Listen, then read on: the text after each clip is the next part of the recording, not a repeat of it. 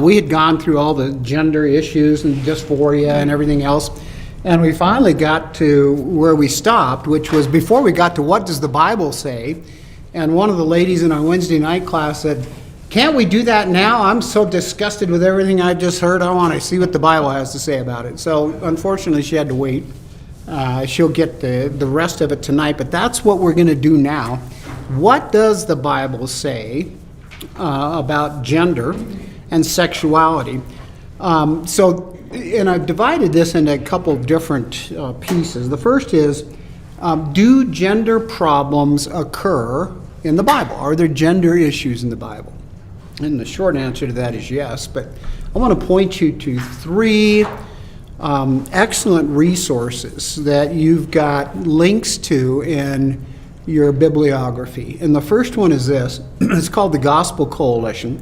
If you go to your bibliography and go down to the section marked out as gender and sexuality, you'll find all three of these, and you can just click on them. The Gospel Coalition lists 34 verses from the Old Testament and the New Testament that deals with everything from pornography to sexual abuse. The second one is focused on the family, which has a primer for how to deal with it and how families can deal with it.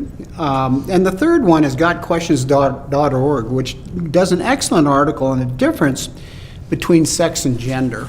So we'll spend most of our time in the Got Questions article, but I suggest if you get a chance, you click on all of them and read through what they have to say. I think you'll find them enlightening. The one thing that all three of them have in common is all three recognize there are sexual issues as a result of sin entering the world in man's sin nature. Now, God Questions specifically addresses these four specific points, which I want to hit. The first one is this. The closest the Bible comes to mentioning gender, what we're calling gender dysphoria, is in Deuteronomy 22:5, where it condemns transvestism, and in Matthew 19:12, talking about some men being born eunuchs. This is not a new topic. These issues have been around certainly since the beginning of time, and you can certainly point to Noah and the fall of what was occurring, why the issues with mankind was occurring then. So the first thing that God Questions talks about is the Bible does mention gender issues or gender dysphoria, and I've given you two citations. There's a bunch more. The second thing is the Bible nowhere mentions a man believing himself to be a woman or vice versa. The Bible is explicitly consistent in equating gender and biological sex. Biblically speaking, human beings are either male or female. And you recall that last time we did this, we talked about how the distinction came about between sexuality and gender, or sex and gender.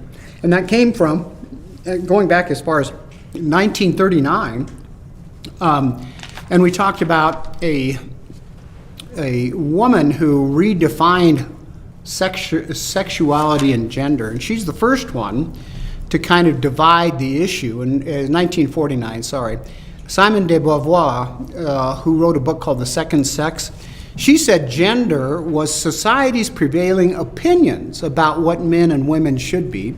Sex was the immutable characteristics of the body. So she's the first one to differentiate the two in 1949. She was writing on women's liberation issues. She was a French philosopher. I don't know if they were ever married, but she lived with somebody by the name of Jean-Paul Sartre. Anybody familiar with Jean Sartre? Jean-Paul Sartre was a philosopher that basically said there's no such thing as morals. He was probably the leading Marxist at the time. So the book that Simone de Beauvoir wrote, The Second Sex, really dealt with women's oppression. That's how she began to deal with it. That's the first time you see this division of, up until that time, and probably most of us grew up thinking that gender and sex was exactly the same thing. It was in that period of time that it became more common to talk about gender versus sex, and as a result, gender dysphoria meaning I'm not really sure what I am, and we went through some of the statistics on that as well. So, yeah. You made a reference to the Deuteronomy verse. What was that? Deuteronomy 22:5. I didn't, if you look it up, Jeff, because I didn't. What does it say? So it says, when a man is newly married, he need not go into the army nor be obligated in any way. He must be free to stay at home for a full year and bring joy to the wife he has married. No, No, wrong. Deuteronomy 22:5 says, 22. women women must- wear yes. scarlet. Okay, that's what was Yours missing. I shall was in men 24. Or 25 too. I was in 20. A woman shall not wear man's clothing, nor shall a man put on a That's- woman's clothing. That's what I was For thinking. whoever does these things is an abomination to the Lord your God. But, Jeff, in today's society, in today's military, you can still go into the military that way, so that's not a big issue. So let's see. The second item I pointed out is the Bible nowhere mentions a man believing himself to be a woman or vice versa. And the Bible is explicitly consistent in equating gender with biological sex, and that's where we talked about Simone de Beauvoir. The third item that the article brings up is this. If, in this fallen world, males can be born eunuchs, which they can, and Jesus talks about even, and a small percentage of people can be born hermaphrodites. A hermaphrodite is someone who's born with both sexual organs. Then it's reasonable to assume that sin could also impact the aspects of our being that determine sexual attraction and or gender identity. If people are born with all sorts of other birth defects, it is dubious to claim gender dysphoria could not also be a birth defect. And then they end it with this, which I think is the appropriate way to look at it. And all three citations are going to do the same thing. At the same time, this is the fourth item, sin, such as anger and lust, even though they can have a biological component, are still sin. Even if there is a legitimate biological genetic basis to a certain person's gender dysphoria, the fact remains that embracing that dysphoria is still sinful.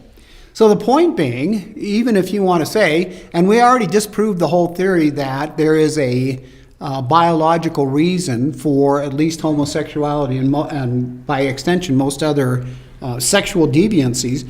We've already dealt with that by proving from an article from PBS, Public Broadcasting System, that published an article or published something on a study that was done of millions or at least thousands of people that proved no one can find a biological reason for homosexuality or any other sexual deviancy. There's no biological reason that can be pointed to. That only leaves, if you think about it, some kind of worldly influence. So the God Questions deals with those four items, and all three of these sources still come back to the point that it is still sin. So one should avoid it.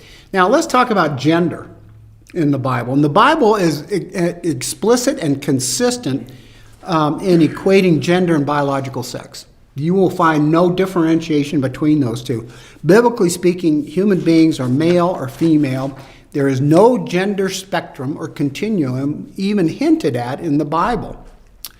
In fact, I want to use a slide here. I stole this from, some of you are going to, you won't recognize the slide, but you'll recognize the concept because Aaron did a great job when he did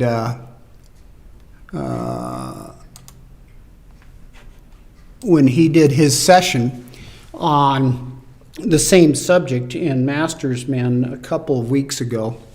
By the way, those of you who were there, did you enjoy his session yesterday? I thought it was done very well. Yesterday, we dealt for the last couple of weeks with the war in Israel, and yesterday was dealing with, well, what is Zionism and why is it there? We'll talk a little bit about that when we get to borders, actually. Aaron did a great job of explaining that that in the Bible there are only two words that are used in the Old Testament. New Testament's about the same, but they're obviously different words since they're going to be in Greek.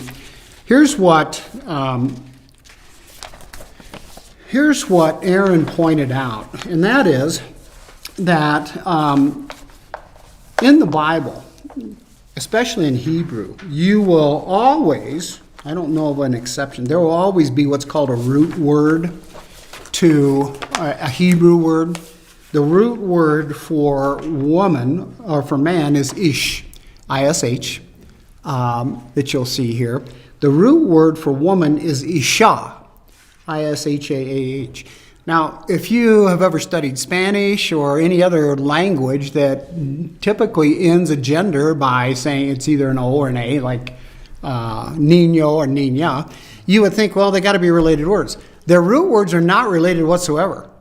Their root words for ish is strong in Hebrew, and for woman is more commonly fragile. They come from completely different root words. The point being that throughout the Bible, and it's used throughout the Old Testament, if both those words are used not only for man and woman, they're used for wife and husband, ish and isha. Completely different concepts in terms of what their root words would be. So the scripture says there's only two genders, male and female.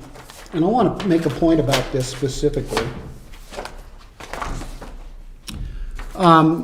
Genesis 1:27. By the way, all of these, everything that we're going to do here in terms of verses should be in your notes. And you're probably on, I don't know, you're on page 6 or so in the notes, something like that. Should be noted in your notes if you want to go back and look at them as well. Listen to what Genesis 1:27 says. So God created mankind in his own image. In the image of God he created them. Male and female, he created them. I want to point something out about this. Poetry is often used in the Bible, specifically in the Old Testament, to make a very pointed reference. In other words, you might be reading along in a narrative, and you'll end up with a poetry section. The reason it's done in poetry in Hebrew is it's designed so that you memorize it, and it's something that you understand, and you know that it is a point that is being made by the author. That's why poetry is used. This is the first instance of poetry anywhere in the Bible. Over 40% of the Bible is poetry. This is the first instance. So God created mankind in his own image. In the image of God, he created them. Male and female, he created them. Did you notice how many times we use the word created, by the way? That's the other key to us that this should be important. Repetition, especially in Hebrew, is a way of saying exclamation point, exclamation point, exclamation point. So the first point in Scripture, there are two genders, male and female. I wanted to point out one other thing. You notice I use the term mankind. Mankind, the term Adam, the name for the person Adam, is not used until after Eve is created, and then it will refer to mankind in general. Ish and Isha will always refer to the individuals. So in the Bible, you only got two choices. You're male or you're female. There's no, I don't know which one I am kind of thought. Second thing is, marriage is between man and a woman. So listen to what Genesis 2:24 says. That is why a man leaves his father and mother and is united to his wife, and they become one flesh. In Hebrew, man is Ish, wife is Isha, and it's used throughout. If you have a Strong's concordance, look up any of those terms. You're going to find it's the same term used throughout all of the Old Testament. Ish and Isha for man and woman. Jesus is going to do the same thing. The Pharisees try to take him to task in chapter 19 when they say, is it proper for men and women to divorce? And he's going to say that's not the way it was originally intended. He's going to refer to this. Jesus refers to the Old Testament, I can't tell you how many times, I want to say over 50. Well, a bunch. Yeah, quantify that if you want to. He refers to it a bunch, and most often it will come from Deuteronomy, often the Psalms, but almost all of the books he will refer to, and he does here when he takes the Pharisees to task, and he says the same thing. The third point about Scripture is that sex outside of marriage is immoral. 1 Corinthians, and I'm going to read the next point too. Sex not involving a man or woman is unnatural. And 1 Corinthians chapter 6, you're going to find all these, by the way. In Leviticus 18:22, you get the first prohibition for unnatural sex acts. You'll get a real blast in Romans 1:26 and 27. But 1 Corinthians is, let me read it to you first, and then I want to hit a point about this. What is it? Which one is it? We're in right now 1 Corinthians 6:9. I'm going to read 6:9 and 10. Do you not know that the unrighteous will not inherit the kingdom of God? Do not be deceived. Neither fornicator, nor idolaters, nor adulterers, nor effeminate, nor homosexuals, nor thieves, nor the covetous, nor drunkards, nor revilers, nor swindlers will inherit the kingdom of God. Now, it goes on in the citations I gave you and that are in your book. You'll go on to find it called a perversion, an abomination, and punishable by capital offense. So, what does the Bible say about it? It's don't do it, pretty much. Let me hit one other point on Corinthians. If you've ever done a study on Corinthians, you're going to find that there are actually probably 5 letters to the Corinthians. One of them, many believe, is included in 1 Corinthians. So we have 1st and 2nd Corinthians. There are actually probably 5 letters. Pieces are included in 1st and 2nd Corinthians. There's a 5th letter that people believe that no one's ever really been able to find, but everything we need is in 1st and 2nd Corinthians. And here's what's interesting about it. In Paul's time even, there was a term called to Corinthianize. And Corinthianize was if you called somebody, if you said you've been Corinthianized, that meant they were the most sexually deviant, immoral person that you could possibly be. That was true throughout the world. If you said to somebody, you're a Corinthian or you've been Corinthianized, you are saying you're the most sexually immoral person there is. So when you get to 1st and 2nd Corinthians, you're going to find that Paul, first of all, it's kind of Paul's recalcitrant church. It's the church that he has the most difficulty with. It's also the church he spends more time with than probably any, except maybe the Ephesians. A lot of them, he's dealing with these very issues. So the summary to all of this is exactly what Jeff says. We can deal with dysphoria. We can deal with transvestites. I can't tell you what all the trans are. By the way, there's some... in your notes, there should be some definitions of what all the trans deal with. But here's what it comes down to. Biblically speaking, there is man, there is woman. We're done. Now, before we move on to porous borders, unfortunately, at the time when we put this together, I thought probably the two that would take the most effort were gender and sexuality, which are relatively recent. Not recent, but they've come to light most recently. That and parents' role in education. Unfortunately, we've had to deal with gender and sexuality because of the timing hasn't been good, but is everybody following what we've done with gender and sexuality up to this point? Well, if not, go back and read your notes. Or watch the videos. So let's move on. The fifth, I think this is the 5th of the issues we're going to deal with, is something called porous borders. Now, this is not what I would call a issue of how people act. It has more to do with what's happening on our southern border and what's happening around the world and other borders, and what does the Bible say about borders? Well, so let's deal with, first of all, what the culture says. And I'm going to lean on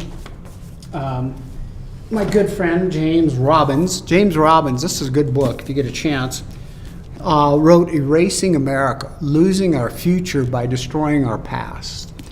And let me tell you how he opens his chapter on erasing the border. Here's what he says.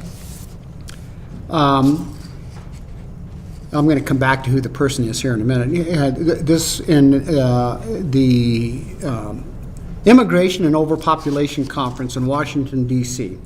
There's a short satirical speech titled, I have a plan to destroy America. And this speech was given at this conference on immigration and overpopulation. And I'm going to quote parts of it, but paraphrase some of it. I'm going to read all of it out of the book. Whoever did the speech said, he said that history shows that the surest way for a great country to die is by suicide. For those who felt the United States was too smug, too white bread, too self-satisfied, too rich, he offered a simple 8-step plan for the country to annihilate itself. Here are the steps. 1, become bilingual. I'm going to disagree with that one, but that's what he has listed. 2, invent and promote multiculturalism to sustain differences.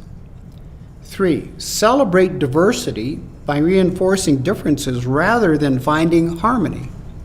4, make sure the assimilated are also undereducated.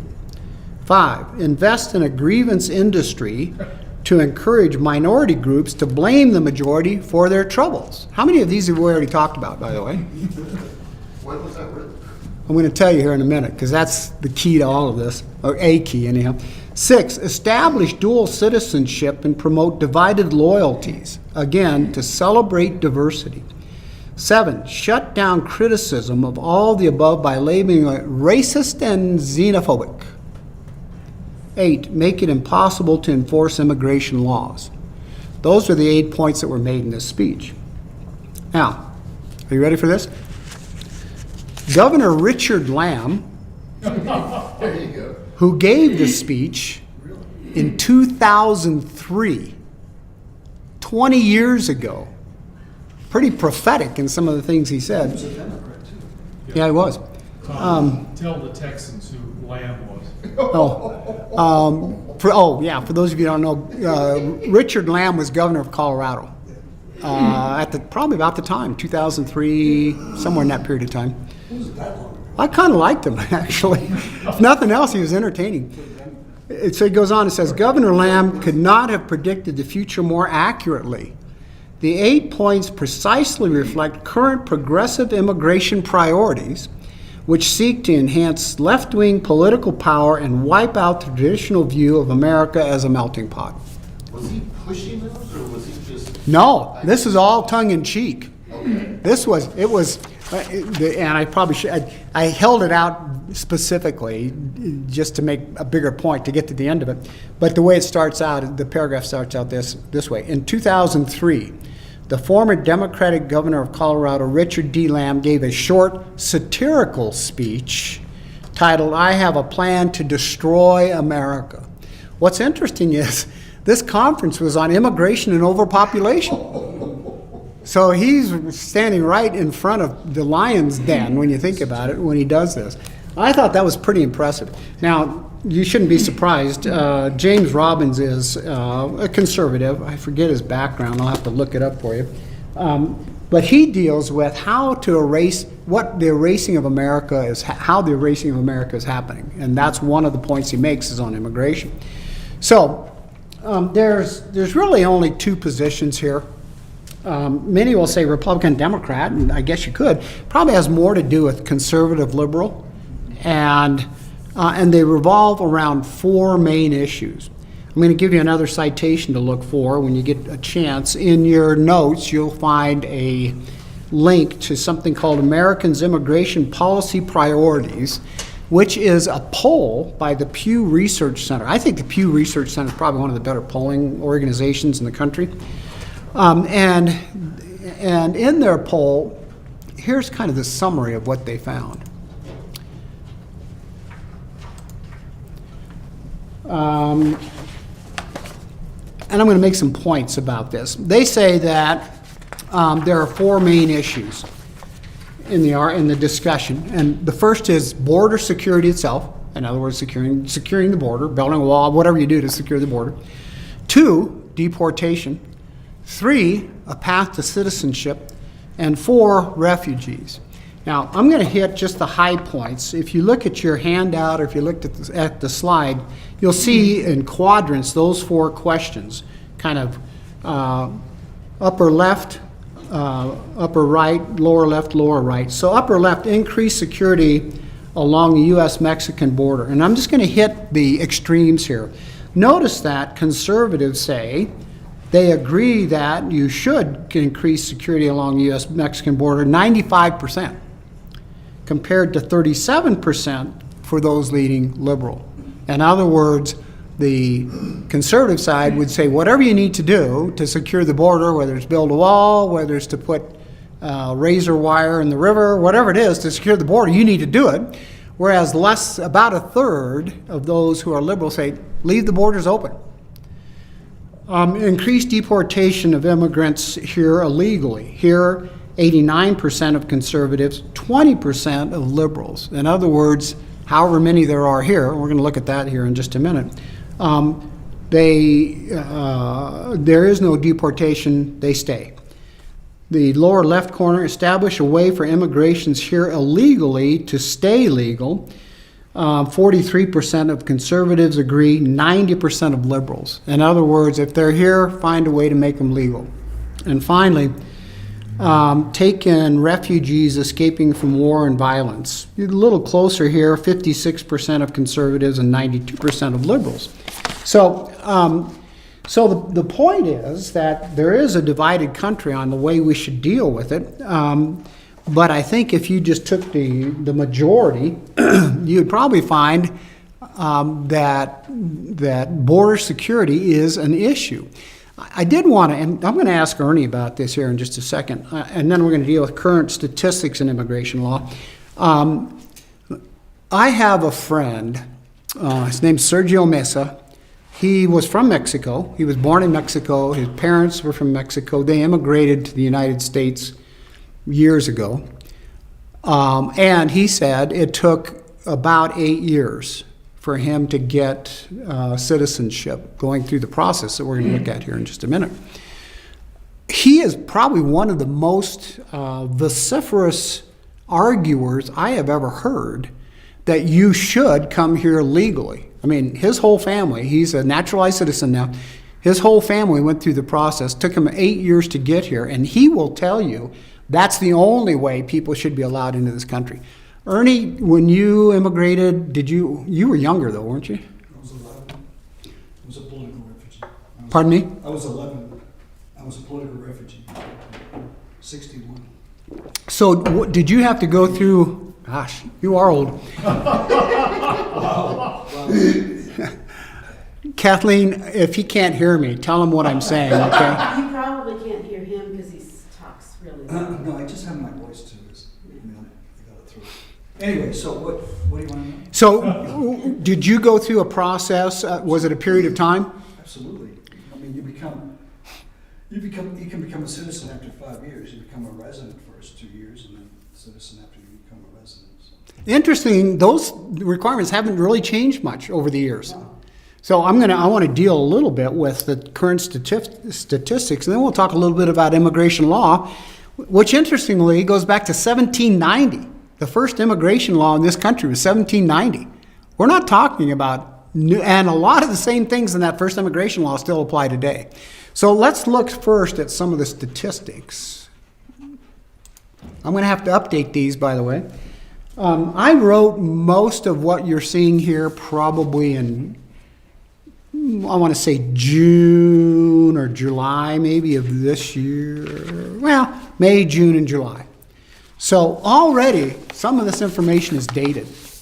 As an example, this chart that shows the total CPB enforcement actions, and it differentiates between U.S. Customs and the Border Protection. You'll notice that, but they are additive. I want you to look at fiscal year 22. Down at the bottom, the total enforcement actions was 2,766,000. Go back to fiscal year, well, go back to the very first, the chart, fiscal year 2017, so just 5 years earlier, about 500,000. So 5 times as many in fiscal year 22. Now I need to update for you what's happened in fiscal year 23, because these numbers are from earlier in the year. I didn't get the exact timing on it, but they were earlier in the year. They've been updated to October 21 of this year. So for the first category that says 895,000, you need to increase that to 1.1 million. The second category, 1.66 million, you need to increase to 2.0 million. And the total, down at the bottom, 3.2 million. So just in that period of time, there's been that many apprehensions. More importantly, you've probably read in the news recently. In fact, this is an NBC News article of September 14th. The NBC News article and a number of them did a story on immigrants coming across the southern border that are on the FBI terrorist watch list. Now, why should that have an effect on us today? How do you think Hamas got into Israel? So on the terrorist watch list, let me just give you a couple of numbers. In fiscal year 2022, there were 100 apprehensions of people trying to come across the border who were on the FBI terrorist watch list. First of all, you got to do something to get on the FBI terrorist watch list. You know, Grandma Susie's not on that list. You got to do something to even get on the list. Now, in fiscal year 2023, 160. Here's the problem with that. That's just been since July because the fiscal year has yet to end. So there's going to be somewhere over 200 likely. The big question in my mind is if they apprehended that many, how many were gotaways? How many do we not even know about? So the issue isn't just coming into the country legally. The issue is what's occurring in things like terrorism and things like people coming from foreign countries to immigrate into this country and get embedded. Now, I told you we deal a little bit with immigration law, and I also told you the first one was in 1790. First immigration law, 1790, set parameters. And here's an interesting thing you'll probably find. The first thing is you had to be a free white person. Now remember, this is 1790. Secondly, you had to have a 2-year residence extended to 5 years, which was extended to 5 years in 1795. That's what it is exactly today, still 5 years, and it remains the same today. Thirdly, you have to make an application. Fourthly, you had to have proof of good character. And fifthly, you had to take an oath to support the Constitution. Now, let's fast forward to today and look at what's required today, and it's pretty much the same thing. Must be 18 years older, be a permanent residence for a certain amount of time, usually 5 years, be a person of good moral character. It's exactly what was in 1790. Hadn't changed all that much. Have a basic knowledge of U.S. government, and have a period of continuous residence and physical presence in the United States. There are 2 other requirements that aren't listed on here. First of all, requires a test in English, in English and in civics, and you only get 2 opportunities. If you can't pass it in 2 opportunities, you're barred from ever coming in. And finally, it requires an oath of allegiance. Hasn't really changed a whole lot. Let me tell you about this test, and Ernie can probably tell us as well. Some of you will remember Don and Bev Stewart. They were at First Baptist for a while, and then they've been here for a while, and they since have moved. Don and Bev Stewart. If I showed you a picture, you'd recognize them. Anyhow, they were Canadian citizens. And when he retired and they moved to the United States permanently, they'd been in the United States, but when he moved here permanently, they got dual citizenship. So they had to go through this process, this very same process we're talking about. They brought their test in to one of our Wednesday night classes, and they distributed the test to people who were born here. Very few of the people in that room could have passed that test. So, Ernie, did you have the same issue? Absolutely, yeah, but also, well, undergraduate, I was a political science major, so I knew this stuff backwards and forwards. So. Well, I bet today, if I brought that test in today, it'd be interesting to see how many of us could. I don't know that I could. tell you the truth. Yeah, you could. Yeah. Well, I don't know. When it came down to differentiating between the executive and the legislative, they can't even do it in Washington. Why should I have to be able to do it? There is a difference, by the way. So after all that, what does the Bible say? Does the Bible really say something about borders? Well, it does. And here's the real issue.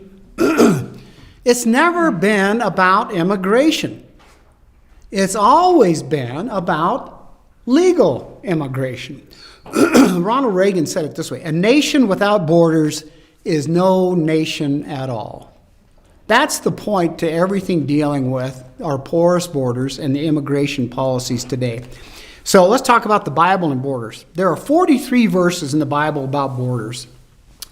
The first, and we did it a little bit yesterday, so those of you who weren't in Master's Men yesterday, we did a little bit about this. The first time that you see borders discussed actually goes all the way back to Genesis 15. And I made the point yesterday that there are 3 different types of covenant relationships in the Bible. The first 2 are covenant relationships between God and man. The first one is something called a royal grant. That's between God and man. What differentiates it is this. A royal grant is, I'm giving this to you. You don't have, that's it. That's a gift to you. The second one between God and man is called a conditional covenant. Thanks, Jeff. A conditional covenant. Conditional covenant, the Mosaic covenant is conditional. The conditional covenant is, as for me, I will do this. As for you, you will do that. As long as both parties keep that covenant relationship is intact. That's why Israel eventually loses the land to the Babylonians. They didn't keep their side of the contract. The Lord did. The third kind of covenant relationship is what's called a parity relationship. It's a covenant between 2 men, like the covenant between Jonathan and David. This is a royal grant. What that means is it lasts in perpetuity, and it is backed only by God saying, this is what I give to you. You'll find it in Joshua 1:4. You'll find it in Numbers 34:12. It's repeated often in the Testament, and these were the borders that were given. The reason we brought this up yesterday is if I pull up a map of Israel, you'd find it's a tiny little swath over here on the lower left-hand corner.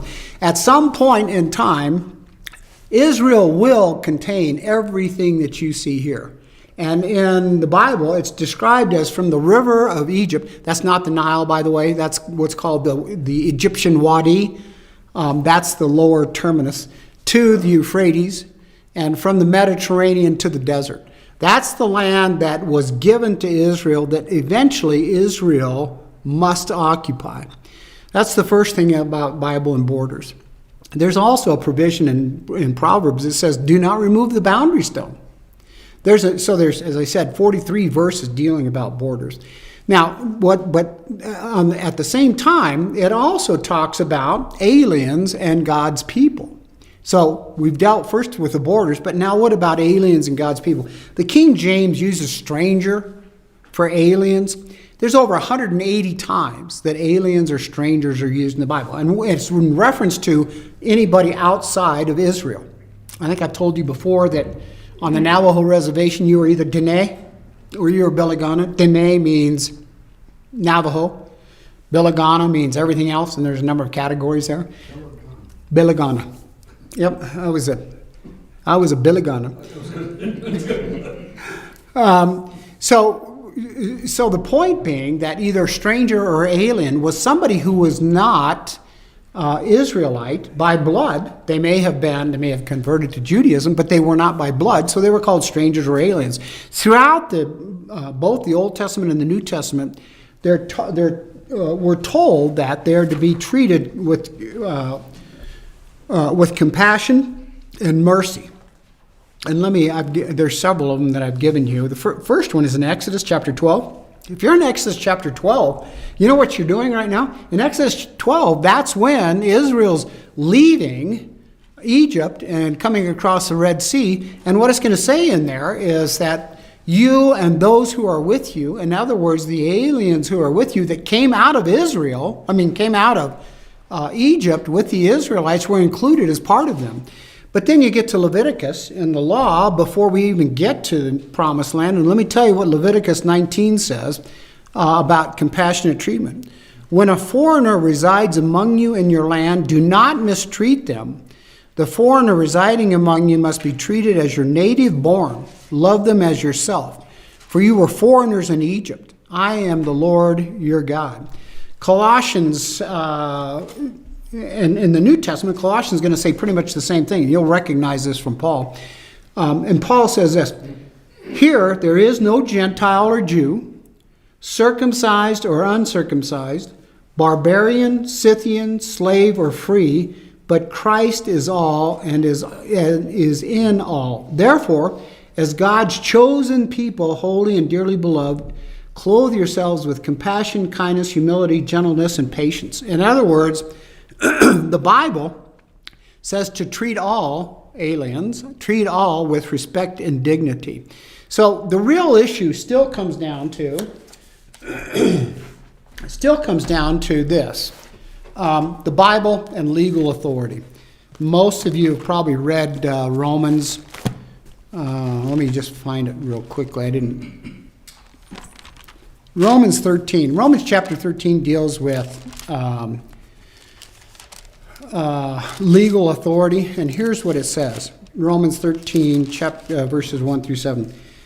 Everyone must submit himself to the governing authorities, for there is no authority except that which God has established. The authorities that exist have been established by God. Consequently, he who rebels against the authority is rebelling against what God has instituted, and those who do so will bring judgment on themselves. For rulers hold no terror for those who do right, but for those who do wrong. Do you want to be free from the fear of one in authority? Then do what is right, and you will be commended. For it's God's servant to do good, to do you good. But if you do wrong, be afraid, for he does not bear the sword for nothing. He is God's servant, an agent of wrath to bring punishment on the wrongdoer. Therefore, it is necessary to submit to the authorities. So in 1 Peter 2:13 through 16 will do pretty much the same thing. So the real issue is the Bible and legal authority. So let me summarize all this. What's the biblical solution to illegal immigration? Simple. You don't do it. Obey the laws. If disobedience is not a biblical option, what can be done in regards to unjust immigration laws? It is completely within the rights of citizens to seek to change immigration laws. If it is your conviction that an immigration law is unjust, do everything that is legally within your power to get the law changed. Pray, petition, vote, peacefully protest, etc. As Christians, we should be the first, and by the way, I think I copied this out, who got questions, by the way, to seek change to any law other than just. At the same time, we are also to demonstrate our submission to God by obeying the government He has placed in authority over us. The issue still remains not an issue of immigration. It's an issue of illegal immigration. Let's see. This next one we don't even want to try to start because it's parents' role in education. Ernie, give us any last thoughts on the whole immigration issue as a legal immigrant. I'm a legal. I think you have to have. I'm for law. I'm just more.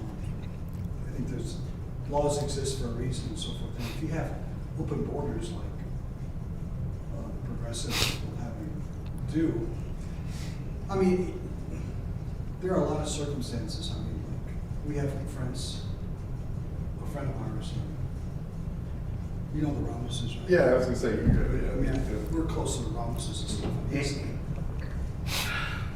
You know, sometimes it's not all black and white. And he came here illegally. Illegally.